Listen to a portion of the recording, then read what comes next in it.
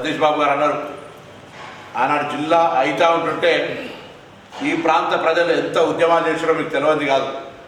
ఆనాడు ప్రేక్షక పాత్ర వహించాలంటున్న ఆయన శాసనసభ్యుడు ఆయనకు 2-3 నెలలకే అంటాడు. 2017లో జిల్లాలు ఏర్పడ్డాయి, 2014లో ఆయన గెలిచినాడు. ఇలా వారు ఆ విధంగా మాట్లాడితే మరి ప్రజల ఆకాంక్షను అవమానపరిచినట్ట లేదా తెలియకుండా మాట్లాడుతున్నారో తెలియదు పరిస్థితి. ఇలా హుస్నాబాద్ ప్రాంత ప్రజలందరికీ తెలుసు, ముఖ్యమంత్రి గారే మీ ఇంట్లో ఒక కుటుంబ పెద్దగా మీ ఇంట్లో వచ్చి ఉండేవాడు. హుస్నాబాద్ ప్రాంతానికి ఒక విద్యా సంస్థ, ఈ ప్రాంత ప్రజలందరూ మా ప్రాంతానికి ఒక విద్యా సంస్థ కావాలని అడిగినారు. ఎప్పుడైనా తీసుకొచ్చిరా?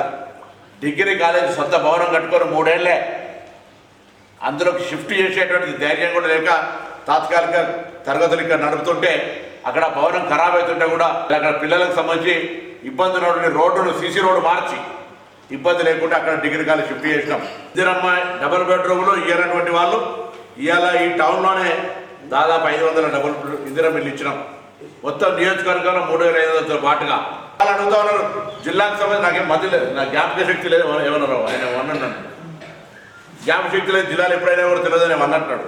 నేనంటే 2017లో అయిపోయి నీకు జ్ఞాపకం ఉంది, నేనేం చేయాలి? జిల్లాలు ఎప్పుడైనా 7వ నెల 2017లో ఏర్పడ్డాయి. 2014లో మీరు ఎమ్మెల్యే గెలిచారు.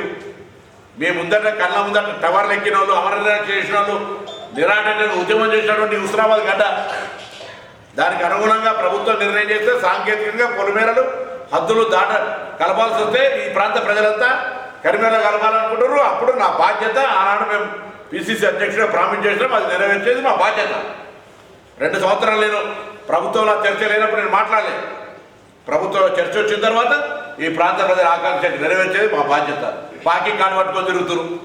మొన్ననే యూసుఫ్ కూడా ఎలక్షన్లలో తన్నుడు దంచి ఎక్కడ పడ్డారు? మొత్తం బాకీ కార్డు పట్టుకొని తిరిగారు, మొత్తం కేటీఆర్తో సహా. మా బాకీ కార్డు మిమ్మల్ని అడిగితే మనిషికి ఎంత అప్పున్నదో నెత్తి మీద ఎవరు జిమ్మేదారు?